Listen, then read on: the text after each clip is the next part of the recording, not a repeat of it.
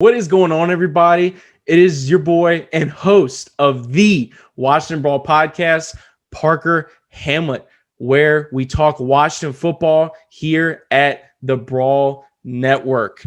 On today's episode of Washington Brawl, we have a packed episode. We're going to talk my one-on-one interview with Julie Donaldson on NBCSWashington, where I was on TV, man. Surreal moment. Can't wait to get into that, talk a little bit about that. And we're going to preview this week's matchup, what are some people calling a trap game against the Pittsburgh Steelers this Monday night. Can the Washington football team end the undefeated streak? Bringing on my lifelong friend JJ to talk the matchup against the black and yellow. But not only are we brought to you by the Brawl Network, we are also brought to you today by our sponsor, Manscaped. Manscaped has been offering the elite grooming tools for the modern man. You can head over to www.manscaped.com today and pick up the Performance Package 3.0, which includes items such as the Lawnmower 3.0, which has skin-safe technology. You look right there, you see that little white guard at the top, helps you avoid any nicks, unnecessary scratches, all that stuff. Use it a million times. Phenomenal product. Never gotten hurt once. Also in the Performance Package 3.0 is items such as the Crop Reviver, which is a ball toner for your sack. You just give yourself a couple sprays after you're done. Has some soothing aloe extracts. Also, my favorite item, the Crop Preserver, which is an anti-chafing ball deodorant for your sack. And I know some of you may be chuckling, some of you may be laughing, but this is the perfect Christmas gift for your dad, your grandpa, your boyfriend, all those people. Hook them up. Let them join the Manscaped family today. Not only is today the best day to get and join the Manscaped family, but if you use limited time offer promo code BRAWL, that is BRAWL, BRAWL, you can get 20% off of the Performance Package 3.0, which normally goes for around $80. You get 20% knocked off that or any other item on the Manscaped website. That is 20% off using promo code BRAWL, BRAWL. Join the Manscaped family today, Washington Brawl listeners.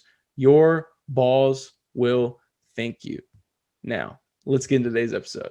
Joining us today is the creator of a podcast. Been out there for about almost a year now, Washington Brawl. Parker Hamlet joins us. Parker, welcome to the show. Glad to have you on. Tell us a little bit about the creation of your podcast.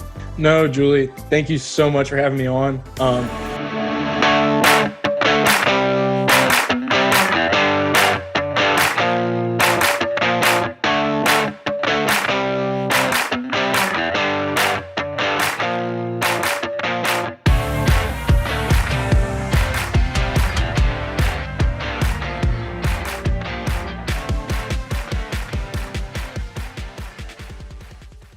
What is going on, everybody? Welcome to the Washington Brawl Podcast, presented to you by the Brawl Network. I am your host, Parker Hamlet, and today we will be looking in to the week, I want to say 13 matchup against the Pittsburgh Steelers, who are undefeated. Washington football riding off of a high against the Dallas Cowboys in a Thanksgiving decimation. But a lot like last week, I did not come alone, because joining me today is a guy who it's actually the first time speaking to him that isn't on a public forum, or it's kind of like meeting one of your PlayStation buddies, Xbox buddies in real life for the first time. Diehard Pittsburgh Steelers fan, JJ. What's up, man? What's going on, brother? How you doing? Doing fantastic. For those who can't see JJ, he's a diehard Pittsburgh Steelers fan. Got a Ryan Shazier jersey in the background. That's an authentic one, right? Yeah. Well, the ones they have at TSE. Well, I mean, good enough. Yeah, good enough. Yeah, that's all good. It's all good.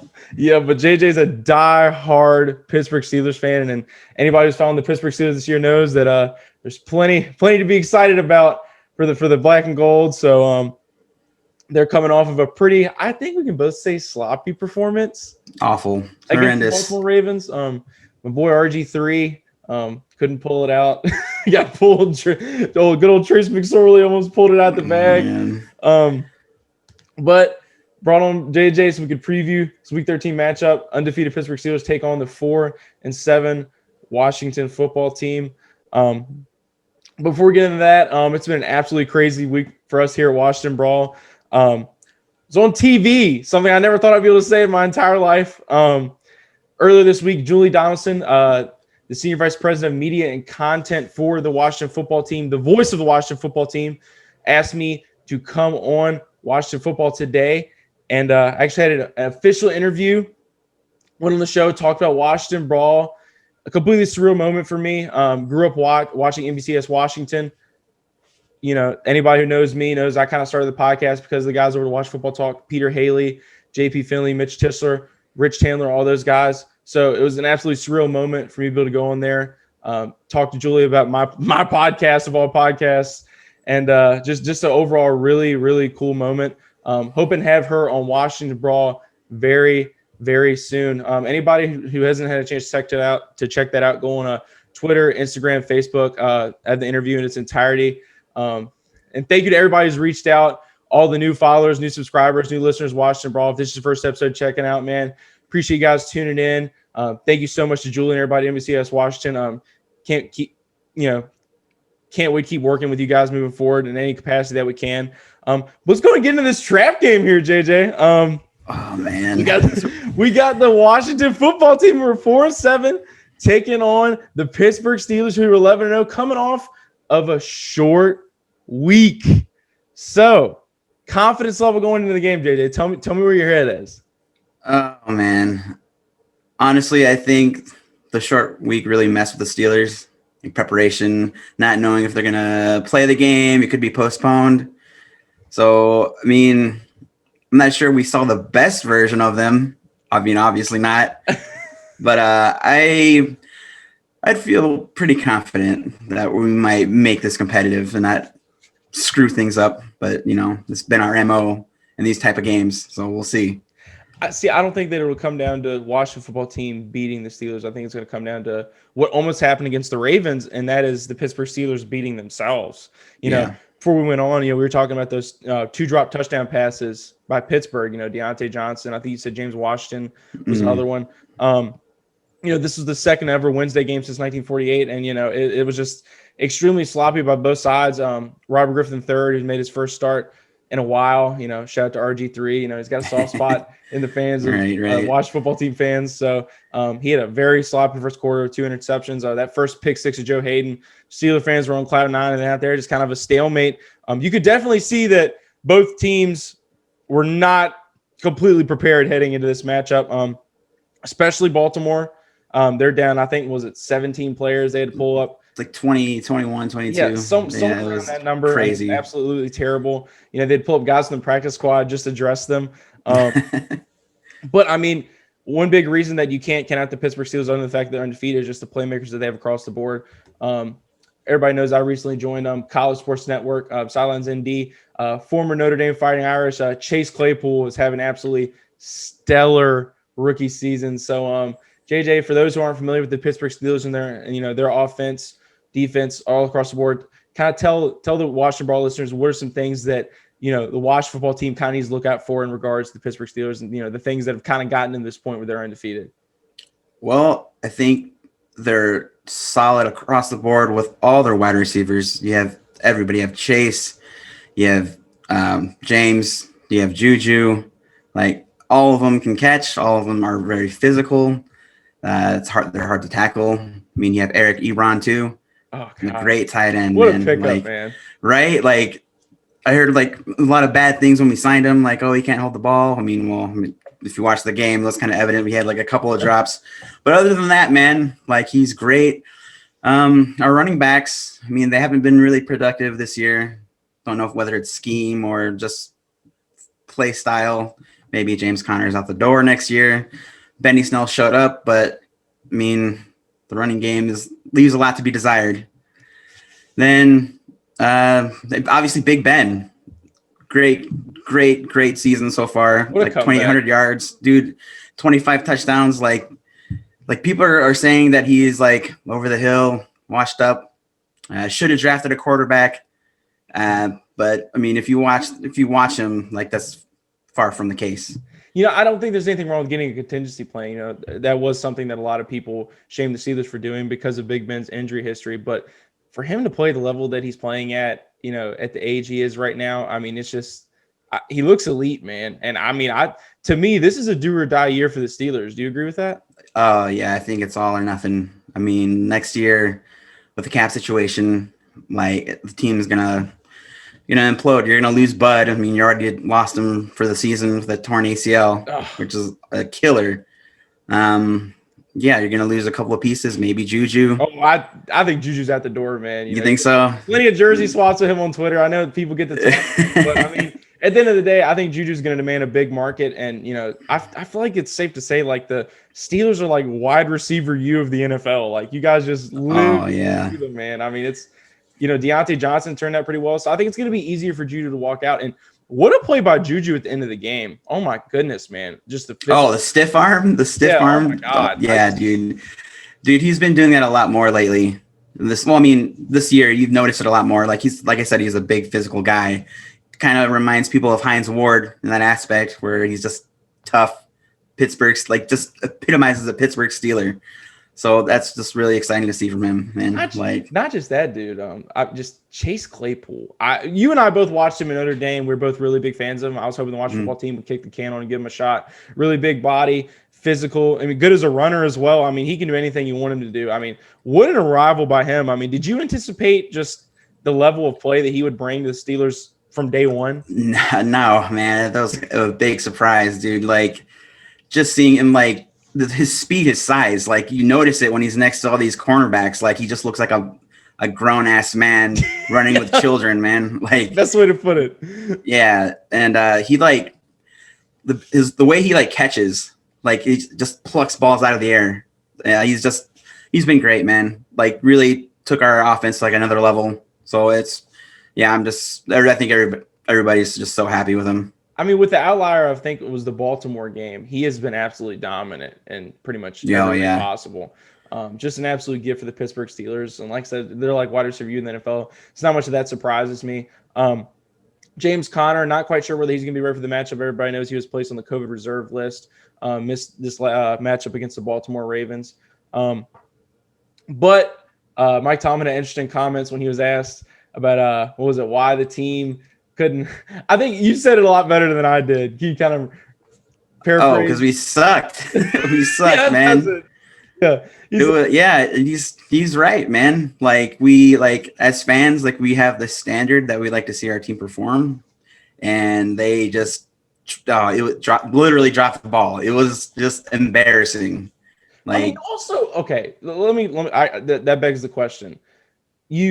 He says us sucking. You still won the game. You're still undefeated. Do you think that's just something that good football teams say, or do you think that the Steelers actually felt like they were in a chance where they could legitimately lose? I mean, prior to the game, Stephon Tuitt's tweeting, we're gonna pad our stats. This is the easy one, guys. Don't worry about it. And then Trace McSorley makes it a one-score game with 2 minutes left. So, do you think it's as much of you guys are actually a bad, like it was actually a bad performance, or what do you think it was? I think a lot of it was just due to the circumstances. Yeah, like I said, the short week, unsure if they're gonna play.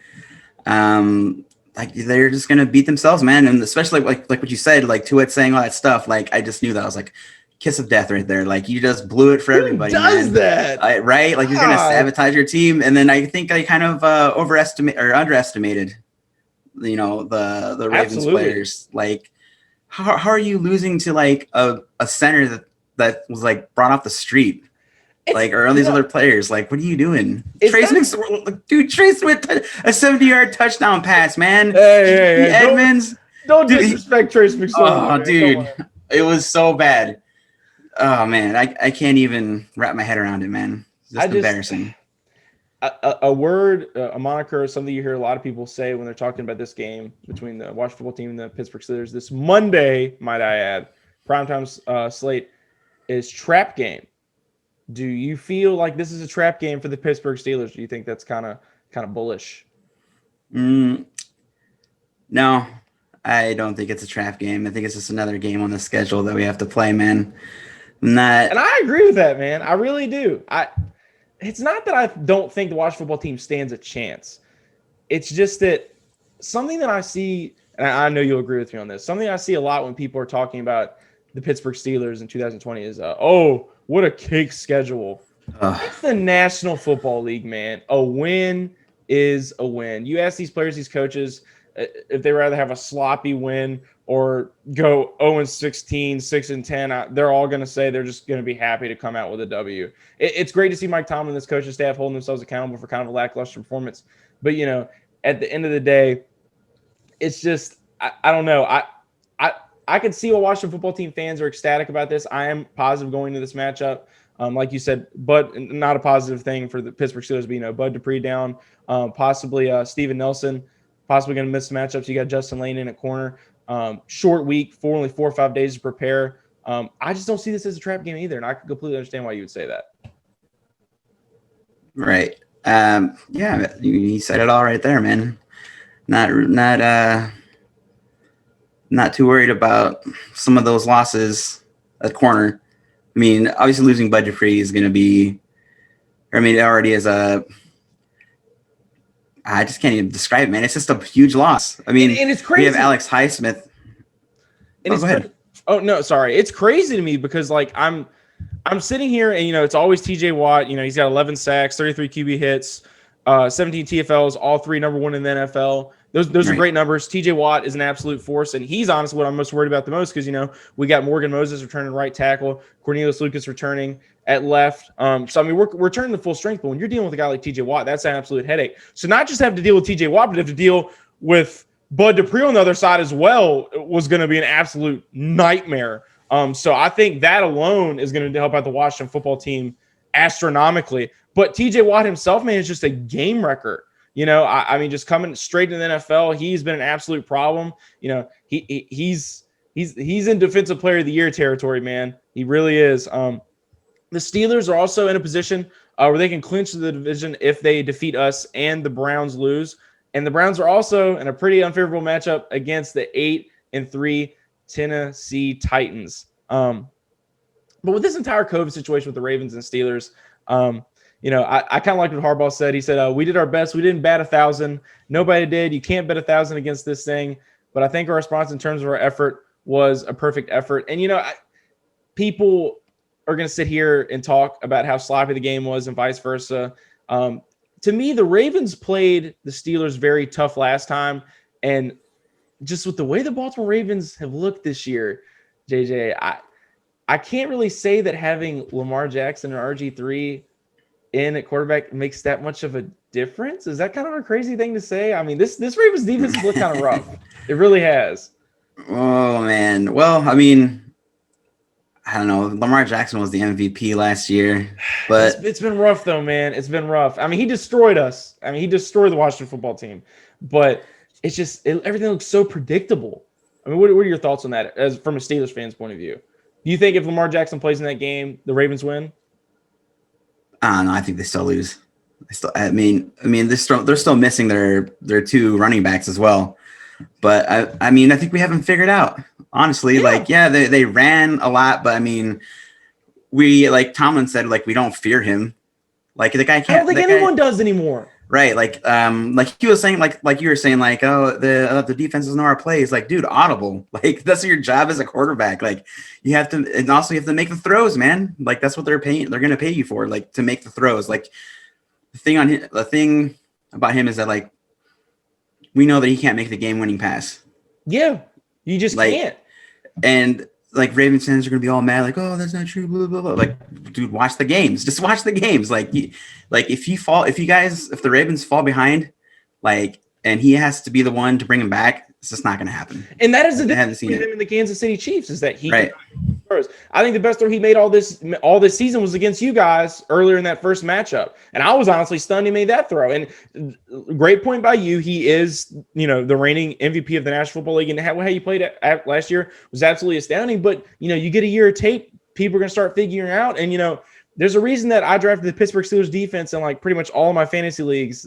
They're well coached. You got Minka Fitzpatrick, TJ Watt. You had Bud Dupree, Devin Bush. He's out.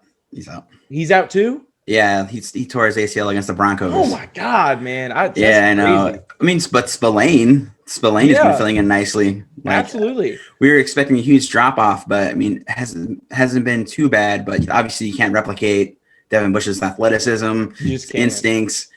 But our defense as a whole really covers up some of those issues, and especially on the defensive line too. Like Bud Dupree will be out, but we also have, like I said, Alex Highsmith, the rookie, Cam Hayward on the D line as well. Cameron Hayward, Stephon Tuitt, Tyson Alualu, with killers, man, all like first rounders, sprinkled in some of the later round guys in there, but man, they're just all nasty guys.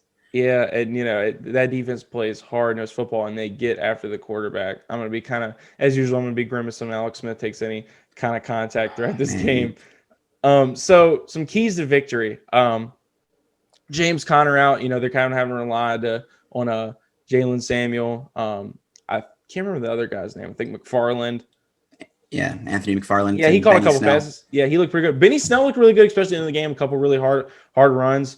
Kind of the way it goes with the Pittsburgh Steelers anyway. And for fantasy is you just kind of take the guy that's not James Conner whenever James Conner's out. Yeah. I think the biggest thing for the Washington football team is going to be keeping Big Ben off the field. He threw for 51. He threw about 51 times against Baltimore Ravens. Like I said, we're getting a lot of people back at left tackle, right tackle. A very big key for the Washington football team, I don't know if you're very familiar with watching the games or they watched the Thanksgiving Day game, is Antonio Gibson. Ever since he's been getting more touches, we're actually 4-2 when he has 15 or more touches total. Had a big day on Thanksgiving. So also these pass rushes, like we were just talking about, Washington is second only behind Pittsburgh in total sacks. So we got two pretty nasty D-lines, man. We got Chase Young, Montez Sweat, Jonathan Allen, first rounders across the board. So these teams know how to get after the quarterback. Something I've been hearing a lot of people say, Watch Football Team World and a couple other podcasts, is some people fear that the Steelers are already looking past Watch Football Team because they do have the 8-3 Buffalo Bills this upcoming weekend. So you think it's possible that maybe they're looking past Josh Allen and might be like, oh, we're not worried about the Watch Football Team.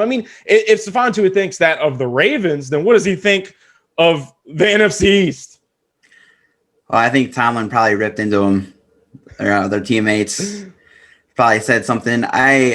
Just from previous talks that the team had, they're taking it one game at a time. It's just Washington week, Ravens week. They don't want to look past anybody because obviously when you do, you have games like you had, against the Ravens, just sloppy. And it's like one of the stigma, an issue with the Steelers that they look past people. They play down to their competition. It's just brutal. I don't know why they do it, especially under Tomlin. It's been a thing, but I hope that they don't do it this week. I don't think they will. I think if the Steelers are going to lose, this is the week. I really do. And I'm not saying that because I'm a Washington football team fan. I'm saying that just because of the circumstances. That's all. I can understand why people don't see it happening. Like I said, I think the keys to victory for the Washington football team is making Ben uncomfortable, winning the time of possession, right? Getting to the quarterback. Big Ben has been absolutely electric passing the ball this year, especially those short intermediate, drag routes, mesh routes. Just anything underneath, he will kill you. That wide receiving core is absolutely filthy. Like you said, you got Eric Ebron at tight end as well. You got running backs that can catch, running backs that can run downfield. You got everything you can ask for with the Pittsburgh Steelers.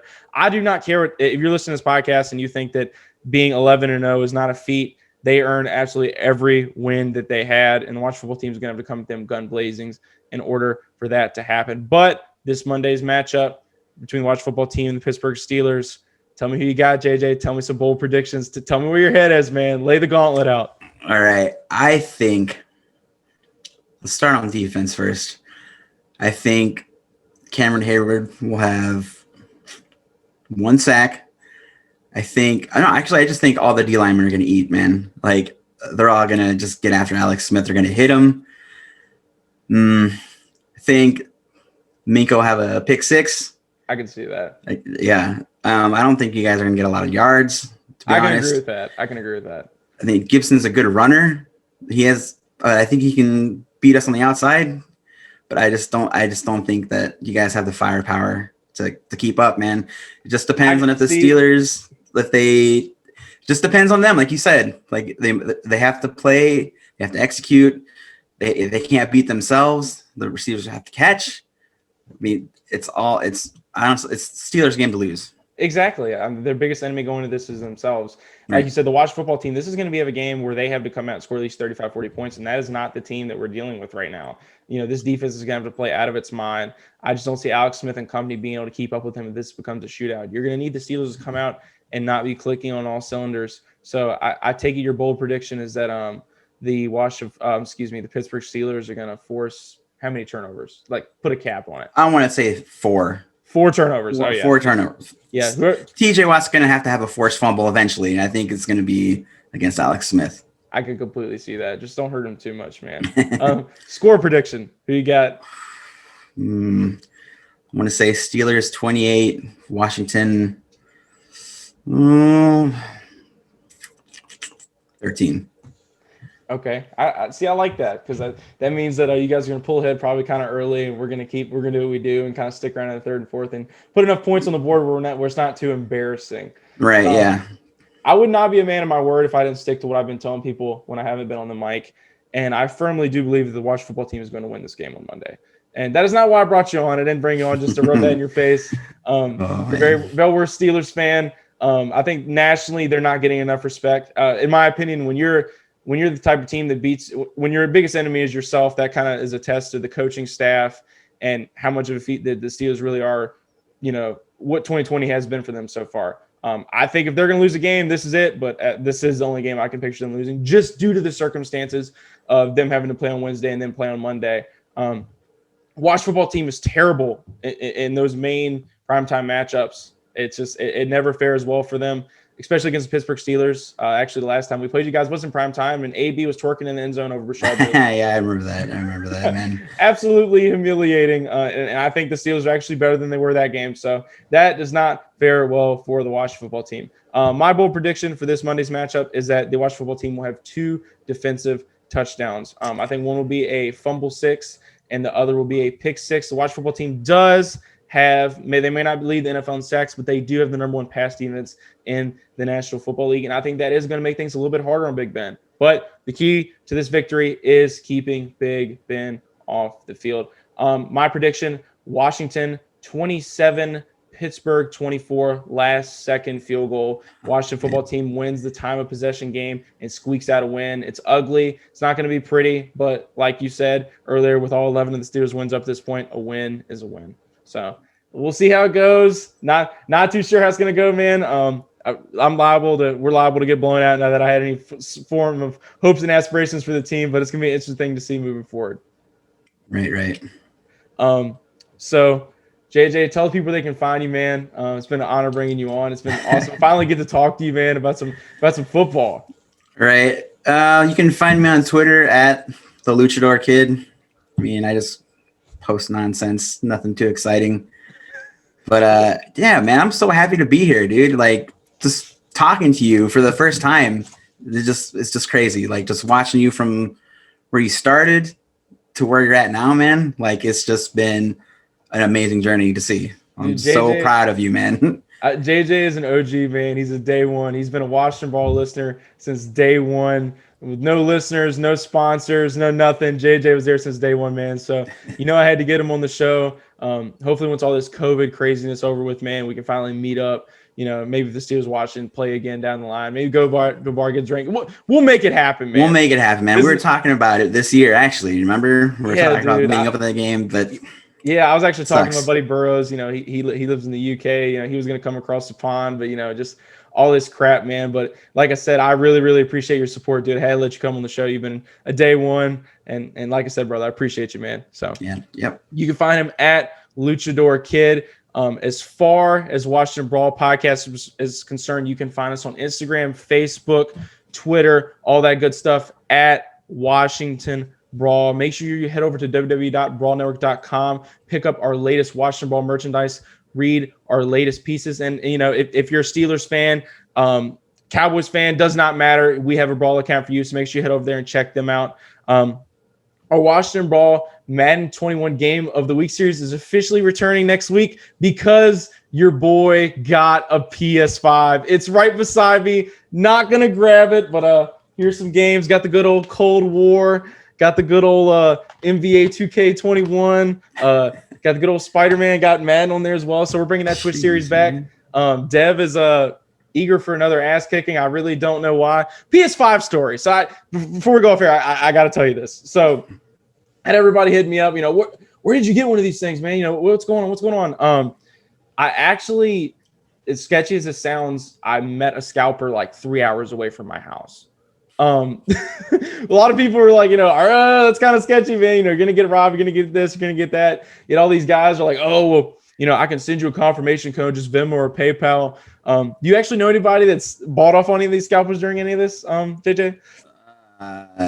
No, man. You're the first one that I've heard of. That's crazy. How much did you pay, man? Or is that like a secret? There was a comma. Oh my God, dude. Just text it to me later, man. There was a comma. No. I'm not proud of it. I was honestly kind of hesitant to even bring it up on the show, but I gotta say, if you're one of those scalper shamers and you just want to wait out, you're looking to at least January, February, man. I just couldn't wait that long. I gotta play it on next gen. God, I almost knocked my damn mic over. So I mean, I'm excited, man. Yeah, dude, I was too excited. I haven't really gotten a chance to play it. I'm gonna stream some when I get off of here. Like I said, Dev's eager to get his ass kicked in. But anyway, back to the story. I hit this lady up and I'm like, hey, I see you're seeing it on the PlayStation. It doesn't feel right. Something about it, And she was like, well, you meet me here. I've got this. I've got that. We showed up at like some super sketchy Walmart and we just kind of drove around for a while. And I was like, she's not even going to show up. And we met her. And dude, it was such a positive experience. Like, gave me the console. It's like, oh, this is that, pristine condition, receipt, this, that, the other. And we're good to go. We got a new PS5 sitting right here. It's actually really big. Like, you remember how big like the original like PlayStation 3 was? Like, it's dude. Yeah, it's like that a big. TV, man. Yeah, it's like the same thing. Dude. I wish I could turn my camera and show you, but then I'm gonna mess my whole setup up. Nah, pick it up, man. Pick it up and show the camera. Pick it up. Okay. Yeah, dude. Just come on. You got the muscles for it. Okay. Hold on. That's so big, man. Oh God. Okay. It's like a refrigerator, bro. Yeah, what are you doing? It's like a fridge. Yeah. I'm gonna be able to like. Yeah. Okay. I did my best, people. It's so big I couldn't even like fit it on the screen. I got like 2 Washington football team gnomes holding up in the background. I know this is only really good for the people watching, but all in all, don't shame the scalpers, guys. Shame Sony. It's not the scalpers' fault. Some people need their PS5s. I need my PS5. I got my PS5. So, like I said, Washington Brawl Madden 21 Game of the Week is coming back. But what an absolutely crazy week for us here at Washington Brawl, man. Like I said, everybody that's hit me up, JJ, everybody else included, thank you so much. Being on TV, I used to watch Larry Michael before, he was publicly shamed by Washington football team fans, all the time. I used to watch NBC Washington all the time. So going from meeting JP, Peter, Mitch, having them on my show, and then seeing my name on the screen, it was absolutely surreal moment. Hopefully the first of many, but I'm extremely blessed to have friends like JJ as well. And hopefully this is not the last time you come on the show, man. So I'm going to try to be on here more, man. Like, I want to just make myself at home on your podcast. Okay, cool. I got some gear for you, man. You can't wear those jerseys though. I don't know, man. Compton's looking really good right now. But we got a very, very special guest on our next episode of Washington Brawl. Next time you guys hear from us, it will be after the game against the Pittsburgh Steelers this upcoming Tuesday. But until then, this has been the Washington Brawl Podcast, presented to you by the Brawl Network. Peace.